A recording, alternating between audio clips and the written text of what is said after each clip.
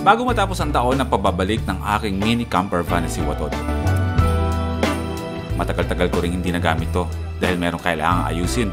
Gapan Nueva Ecija na tayo, may malaki tayong problema. Pero sadyang hindi talaga tayo tinatantanan ng aberya.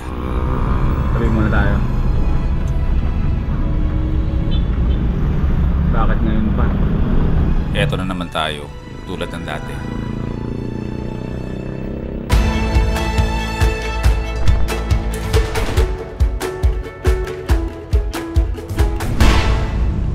Let's do it!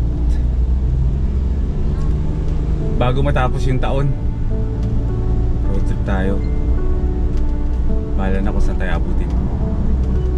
Ako at si Watod, bahala na.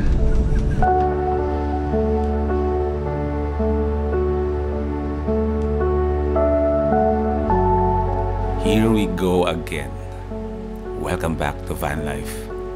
Boy first time and Watod, the smallest camper van in the world. Ang tindi ng hawig. Kita niya sa likod ko, hamog-hamog. Anong oras? The first every wagon converted into a camper van sa Pilipinas. At dito na ulit magsisimula ang kwento naming dalawa.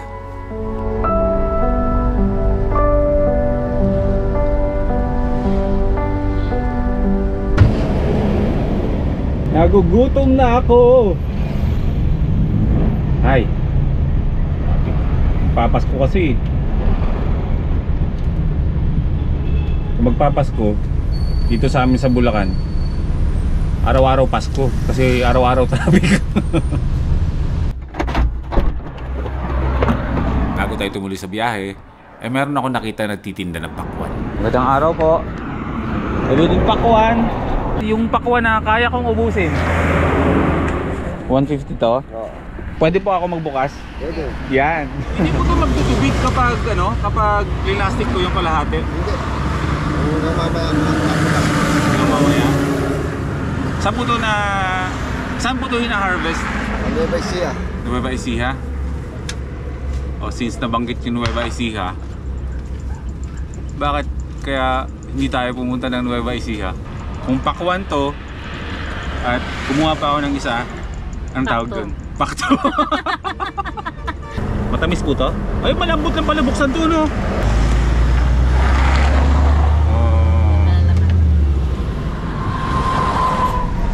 Bibigyan ko muna sila ng bagong sticker natin.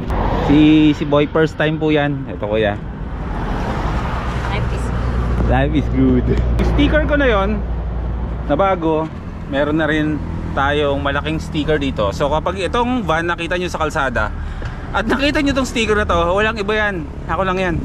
Medyo special yung sticker ko ngayon. Shoutout kay Yumamen. Si Yumamen ang gumawa ng graphics na yan. Sa mga hindi pa nakakaalam, isang malupit na graphic artist si Yumamen. Thank you bro. Sabi ko na ako, makikilala tayo dito eh. Shoutout mo na sa'yo bro. Anong gusto mo? Sticker o pakwan? Sticker at pakwan gusto mo? Sticker talaga. Sticker lang? Oh bro, ito yung bago kong sticker ngayon. Sa JRS Express ka nagtatrabaho? Yes sir. Ingat ka palagi ah. Ingat po kayo. Mag-ingat ka palagi. Ilang araw na lang Christmas na, tapos mag-New Year. Hindi ako nawawala ng New Year's resolution. Napakasimple na ng New Year's resolution ko. Pipiliin ko na kung ano yung mga isasaksak ko sa katawang ko. Iwas sa karne ng baboy, more on prutas, gulay, isda. Kakain pa rin ako ng mga karne, mga pork, mga ganyan, pero kukunti lang. Ang goal ngayong 2024, maging fit at maging healthy para mababa ang buhay natin. Yun lang, wala lang iba.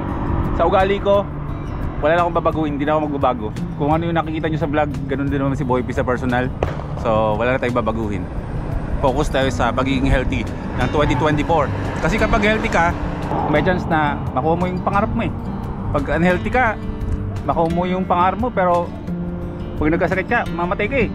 Diba? Hindi mo maiiwan, hindi mo madadala lahat ng mga pinaghirapan mo. So, health is wealth. Dapat healthy muna. Tapos, saka na yung iba. Salamat po kuya. Diyan ako natutulog kapag bumabiyahe. Dahil binanggit mo na Nueva Ecija, diretso ako ng Nueva Ecija. Thank you po kuya. Thank you. Thank you. Opo. Hindi ko alam kung bakit nakakaramdam ulit ako ng kaba na bumibiyahe mag-isa. Hindi ko alam kung saan tayo pupunta ngayon eh. Bahala na ako saan tayo pupunta. Road trip tayo. Road trip! Let's go!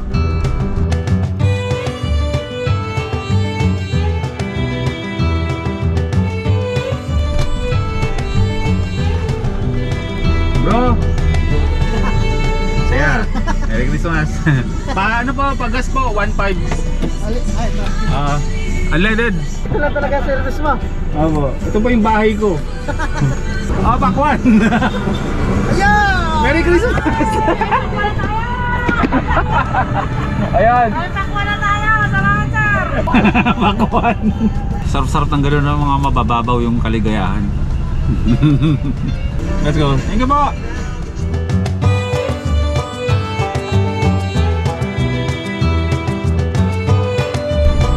Kailang dadaan muna ako ng Honda. Bukas ba? Bukas. Sir, pwede po mag-park dito? May bibili lang po ako sa sa parts. Pwede po ako mag-park dito? Saglit lang. Total, nandito naman ako sa Baliwag. Eh dito ko pinapa-maintenance yung ating Honda XADV, si Daddy Spike. Bumotor pa rin naman tayo, pero more on camping na yung gagawin natin. Eh ako na lang mag-change oil para medyo makakatipid-tipid tayo. Marunong naman ako. Bibili lang ako ng 2 filters nung motor natin. Oil filter 750 po. pang XADV 750. Santo. Dati dito natin dinala yun. Eh ngayon napag-aralan ko na tayo na mismo yung mag-change oil ng ating motor. Madali lang naman. Kailangan lang pag-aralan. Dito. Yung sa takip. Okay. Ito.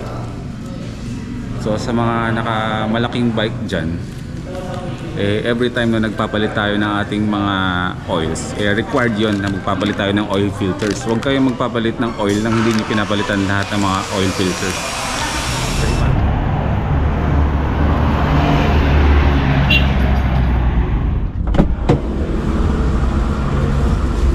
Let's go. Kung hindi pa matadaan ng Baliwag, hindi pa bibili. Okay, 2:10 ng hapon. Tuloy-tuloy lang tayo sa biyahe. Pa Nueva Ecija tayo. Pag napagtripan pa, diretso pa natin paakyat. So gusto ko lang na mag-enjoy kayo habang ako ay nag-enjoy lang din. Na-enjoy ko yung biyahe ulit mag-isa. Na-enjoy ko yung mga tanawin na nakikita ko sa kalsada. Na-miss ko si Watod. Dapat palagi kang healthy ha. Kasi mapapalaban tayo sa January. Aalis na tayo. Lalabas na ulit tayo ng Luzon.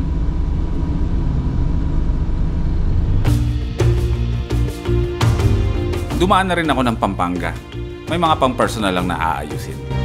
Time check 3:20. Yung realidad ng van life napapanood yun, diba? Parang ang sarap-sarap palagi na bumabiyahe kapag pupunta sa mga destination. Pero sa totoo lang, kasama ang napakabahabang biyahe talaga nun na nakakainip at nakakapagod na biyahe. Eh dapat hindi ka mainipin. I-enjoy ko na lang kung ano yung mga nakikita ko. Para ako may malaking TV na nagmamasid-masid na lang ako sa mga buhay ng ibang tao dito. Makamoteng truck na hindi ako pinagbibigyan kasi maliit ako. Mababait na mga sasakyan na pinagbibigyan ako dahil maliit yung dala ko. Ano diba?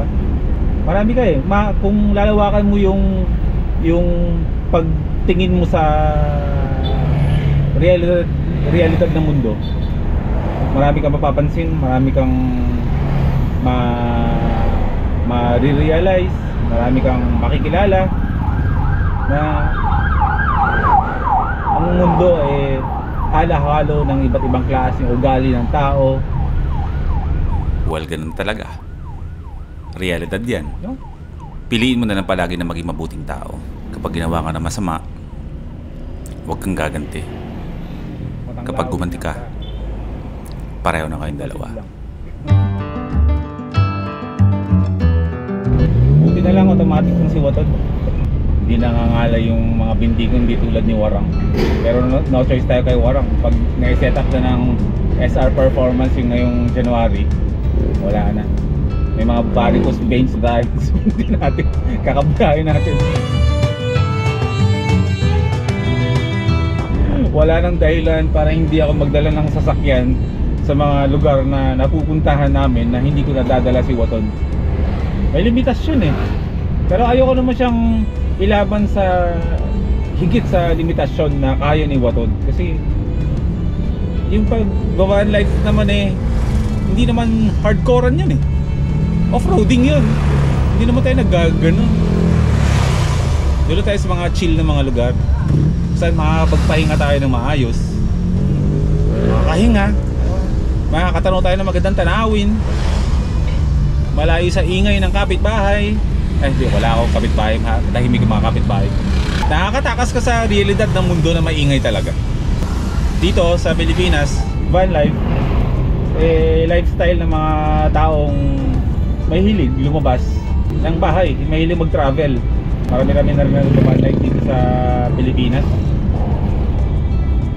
Masarap. Okay, update. Nasa Gapan, Nueva Ecija na tayo. May malaki tayong problema.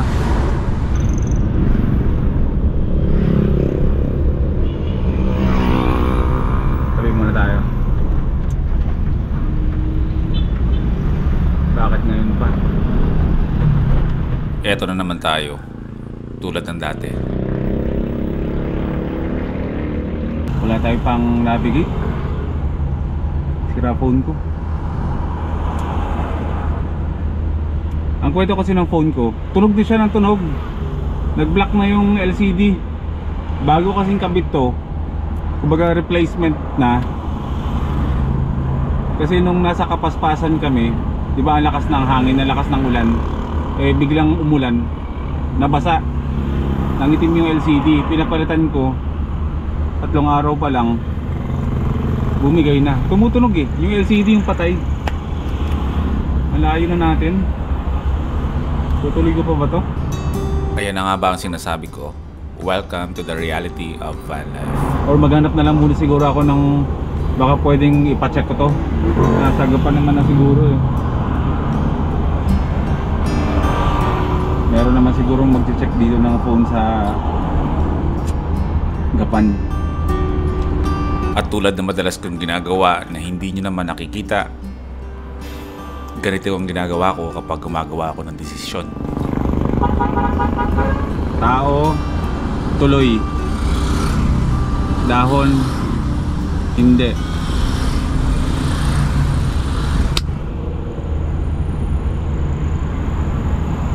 Tao. Tuloy tayo. Ayoko namang mapunta sa wala tong lakad natin. Sige, tuloy tayo. Challenge. Ang bumiyahe na walang navigation. Kung saan tayo abutin, hindi, bahala na. Tuloy-tuloy natin to. Hindi ako uuwi. Maghahanap na lang ako ng coffee shop somewhere dito. Dala ko yung laptop ko eh. Makiki-wifi na lang muna ako. And then, hanap ako ng gumagawa ng phone dito. Ipapacheck ko lang. Do hindi ako pala hawak ng cellphone kapag bumabiyahe, napakalaking bagay nito para sa akin. Idol, pa-picture! Nagulat naman ako sa'yo. Saba. Sige. Sige. Bigyan ko ng sticker. Wait. Ay bro, may tanong ako. Saan ba dito may paggawaan ng cellphone? Cellphone? Yung mga nag-check, bumigay cellphone ko. Sa Walter. Loob pa ng mall? Oo, loob na mo. Likod ka, Kuya Robinson. Sige. Thank you ha, thank you. Kahit saang sulok man ako mapunta ng Pilipinas, lagi ako may update sa pamilya ko at mga mahal ko sa buhay. Mahilig din ako magpalipad ng drone. Kung sira ang phone, wala. Mandar ka. Hindi po pwedeng ganito. Sa kahit anong sitwasyon, gagawan ko yun ng paraan. Masolusyonan lang. Kailangan ko makahanap next town ng ano. Wala na, bumigay na talaga tuluyan. Anong klaseng biyahe ito? Walang phone, edi ibig sabihin wala tayong drone shots. Santa Rosa na pala to. Pamilihang bayan ng Santa Rosa. Nakipark na lang muna ako dito sa tapat ng bahay sa tabi ng kalsada at pumasok sa loob ng palengke. Ha? Realme 9 Pro. Hindi rin pa pwede. So, parang sira na yan. Empty naman. May pag-asa pa naman pala maayos. Pero problema ay nasa biyahe na tayo. Ang ginawa ko, bumili na lang ako ng extra phone. Charger. Basic phone. Para may contact lang ako sa pamilya ko. Nabubuhay-buhay siya o bumabalik-balik. Tapos nawawala-wala. Ito yung sinasabi ko ng pagiging optimistic. Dati hindi ako ganito. Pag-aralan nyo yung pagiging ganon. Na sa gitna ng negatibo na nangyayari, mas kinakapitan nyo yung positivity na may tatawid nyo yung nangyayaring hindi maganda. Tapos may magandang mangyayari ahead pagkatapos ng hindi magandang nangyayari sa inyo. Tiwala lang. Lagi lang positibo. Yan ang pagiging optimistic na tinatawag. Oh, black na naman siya. Oh. Wala naman siya. Tapos mamaya buhay na naman. Tuloy ang biyahe! Palubog na ang araw. Yung status ng phone okay naman. Minsan nagbablock, minsan bumabalik. Pwede na yan. Ang goal ko ngayon marating ko yung Nueva Vizcaya. Is doon, mas kabisado ko yung lugar. Medyo familiar sa akin. At if ever man na doon tayo mag-overnight, alam ko na meron akong tutuluyan na safe. Pasensya na kayo, sobrang dilim. Nagsisingkin na yung nag-road trip na naman ako ng walang kaplano-plano. Ay, may kinakabahan ka, pero excited ka sa lakad mo kasi bago. At least nakikita pa rin ako. Nasa Talavera na tayo. Oh my God, ito yung problema pag ano hindi naman problema. Pag umaalis ako na kulang-kulang yung mga dalang gamit. Hindi naman ako tulad ng stress kanina. So far so good, hindi ako nagmamadali. Ready ako anytime. Kung hanggang saan lang ako hinto, di doon tayo hinto. Maghanap tayo ng pwedeng pagtabihan para tulugan natin. Pero kanina pa talaga ako nauuhaw. Bumili lang ako ng Kali doon, yung mga carbonated drinks na malakas magpalikay. Zero sugar naman yun. Tsaka tubig para ma-rehydrate tayo.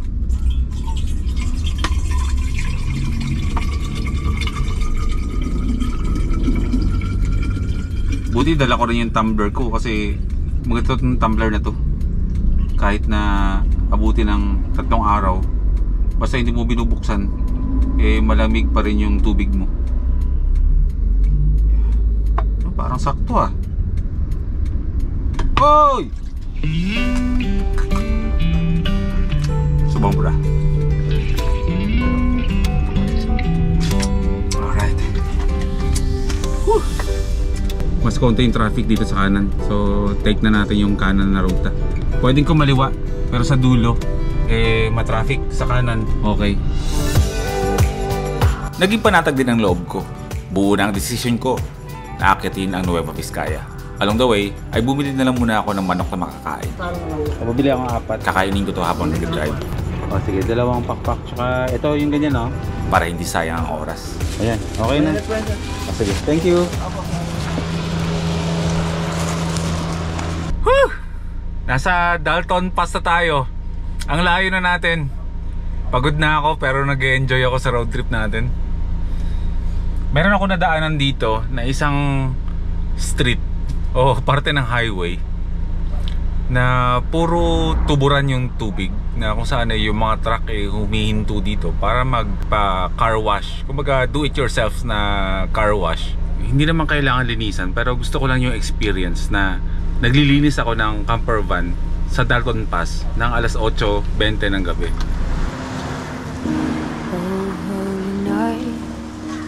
Stars brightly shining. It's the night of the dear Savior's birth. long. Didiretso tayo ng Nueva Vizcaya ngayon. Tapos sa mga gasoline station na lang tayo matutulog. Gusto ko lang ma-experience to. Hindi ko lang siya pwedeng palagpasin. Pagbigyan niyo muna ako. Total, tayo lang naman. Ako lang naman tsaka si Wato dito. Gawin na natin yung mga bagay na to. Kung ano na naiisip ko. Ganito ako kapag nag-iisa ako eh. Lahat gusto ko subukan. Lahat gusto ko i-try. Never pa na-try ni Watod na liguan sa isang tuburan na malakas yung agos sa mga host nila. So, gawin natin. Galing bro yung tubig na to. Saan nagagaling? Talaga? Fairness ha, sobrang lakas ng buga no?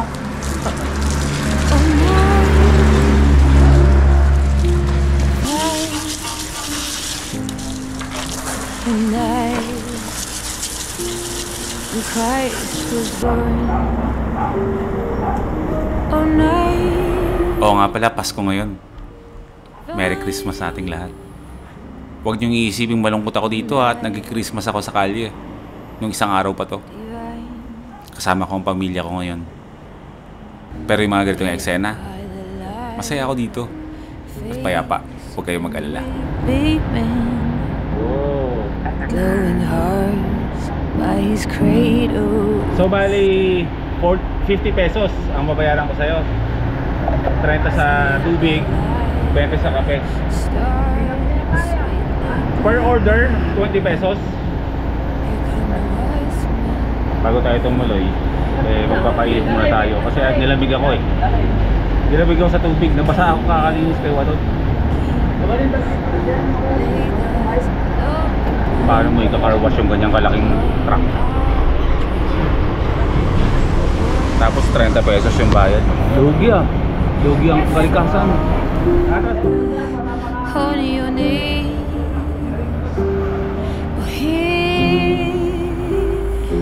Ay, preno. Sa sasakyan ako natutulog. Ay, tatapi ka na lang. Oh, yung sasakyan ko. Bahay yan. Ay, ganun ba? Totoo, tignan mo may bubong, di ba? Kanina napansin mo, merong bubong, kapatong. Yung sa taas yung itim. Ano yan? Tulugan yan. Binubuklat ko. Tapos makakit ako doon. Tutulog ako. Hindi nakakatakot. Hindi nakakatakot? Pag ano, nandiyon ko sa madilim. Nakakatakot. Pero pinipili ko naman yung ano, yung lugar na hinihintuan ko. Mamaya siguro ako.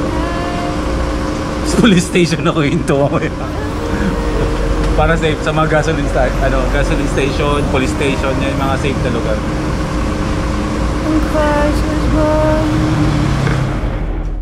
Nawili na ako ng sobra dito ah. Tontawa din ako sa sarili ko ah. Kahit mag-isa ako, nag-enjoy ako. May kasama sa wala, ayos lang. Kahit saan mo ako ilagay dun, sa dalawa, nag-enjoy pa rin ako. 8:15 ako, 9, magna-9 na. Rektahin ko na yung Nueva Vizcaya para konti na lang eh. Alangan naman dito tayo matulog sa kabundukan ng Dalton Pass. Pero mararagasa pa yung mga truck dito. Mahirap na. Kahit mag-park ako sa tabi, mamaya niya may bumigay na preno dito ng mga truck at araruhin ako. So, tiyagahin ko na. Parang kulang-kulang 2 oras na lang eh. Ay, kumapit sa akin. Ang kati, kulang-kulang 2 oras na lang eh. Nasa Nueva Vizcaya na tayo. So far, so good. Hindi pa naman ako nakakaramdam ng pagod. Nag-enjoy pero inaantok. Pero masaya. Kasi nagawa ko na ulit ibiyahe si Watod ng malayo. Tapos mamaya, dito na lang din ako matutulog sa kanya. Yung kagandahan sa idea na na bumabiyahe ka na dala mo yung bahay mo. Kumbaga, yung sasakyan mo, ginawa mong bahay para pag umaalis ka sa inyo, kahit saan ka magpunta, may bahay ka. Kanina na mo, problema ako saan ako kakain or saan ako magpapahinga. Nakalimutan ko, ito na nga pala yung bahay ko. Pwede na pala ako magpahinga dito. Kahit nga mag-vlog tayo nang hindi na ako lumalabas dito sa loob ng camper van okay lang, di ba? Yung panahon, malamig na talaga. Maambon-ambon. Magandang weather yung gusto ko yun. Diretso na natin to Nueva Vizcaya. Gusto na ako magpahinga. Tapos bahala na bukas. Pwede na to dito. Ang tindi ng lamig.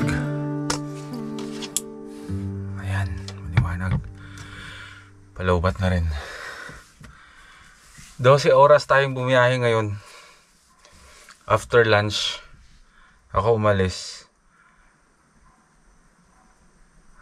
12 hours. Pero parang pagod lang, pero hindi naman pagod na pagod. Sobrang lamig lang talaga.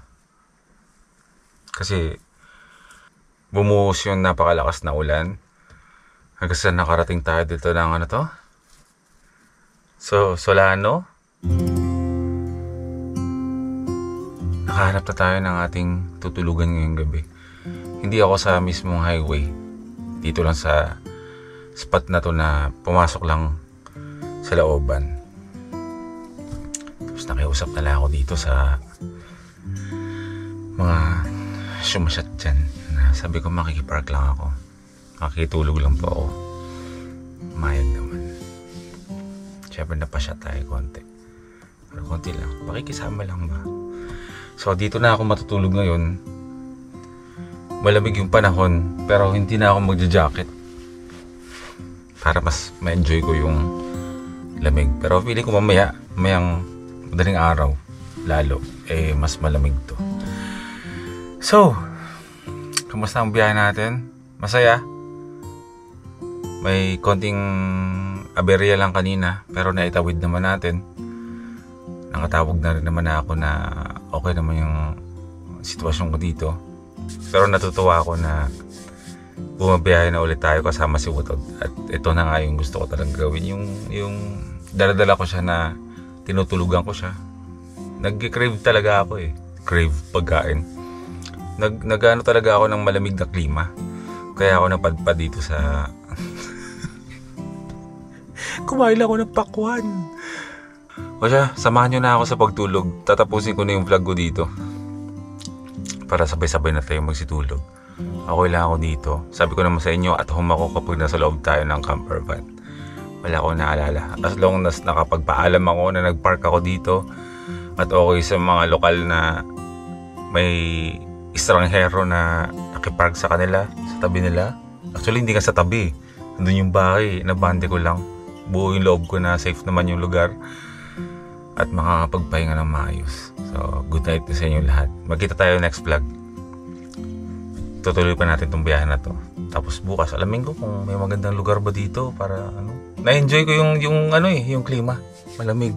Ito yung gusto ko. Ikot-ikot tayo. Na naka-jacket. Sarap yun. Sige na. Kita tayo next vlog.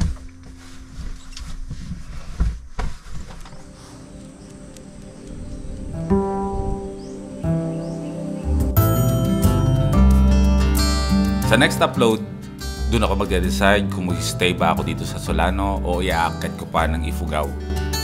Pero bago ako gumawa ng desisyon, may mga lugar na pinuntahan ako dito.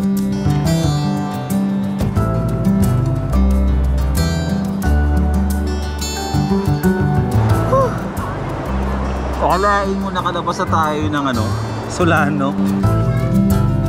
Makihalubilo at makisama sa mga lokal.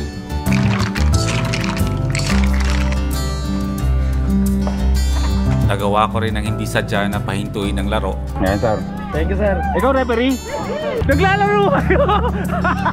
Dahil gusto nilang humingi sa akin ng sticker. Oh, sige. Oh. At may mga bagay na first time kong ginawa. Ayun yung tipika. Kasama ang mga lokal, gumawa ko ng sarili kong boga-boga. Tapos mamaya to? Ayan. Kailangan ko pa ng isa. Magkita tayo sa susunod na vlog at maligayang Pasko sa inyong lahat. So ito, ano ba pangalan ko sa'yo? Ano pangalan mo? Ha? Jayden? Oh, si Jayden. Si Jayden ang mga kasama natin sa camping. Meet